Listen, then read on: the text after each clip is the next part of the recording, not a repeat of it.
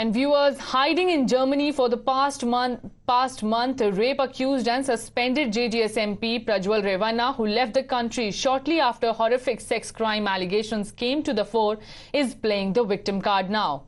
In a 177-second video, he claimed that the comments and political drama by opposition leaders, including Rahul Gandhi, drove him to depression. Prajwal asserted that he would return on May 31st and come out clean. Listen into first what Prajwal Revanna had to say.